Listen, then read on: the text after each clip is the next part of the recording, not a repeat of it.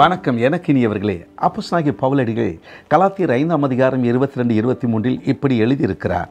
ஆவியின் கனியோ அன்பு, சந்தோஷம், சமாதானம், நீடிய பொறுமை, தயவு, நற்குணம், விசுவாசம், சாந்தம், இச்சை அடக்கம். இதில் சந்தோஷம் என்ற பண்பை குறித்து நான் உங்களுக்கு சொல்லட்டும். அப்போஸ்தலனாகிய பவுலடிகள் இது எப்பொழுது எழுதுகிறார்? சந்தோஷமாயிருங்கள், மறுபடியும் சந்தோஷமாயிருங்கள் என்று உங்களுக்கு சொல்லுகிறேன். பிலிப்பியர் 4:4 சிறைச்சாலையில் இருந்து கொண்டு எழுதுகிறார். இது சாத்தியமா? ஆம், தெய்வ பிள்ளைகளுக்கு, கடவுள் நம்பிக்கை உள்ளவர்களுக்கு சாத்தியம்தான். மார்ச் மாதம் 19ஆம் தேதி எனது மகள் இரவில் இறந்து போனார். அடுத்த நாள் அவளை நல்லடக்கம் செய்தோம்.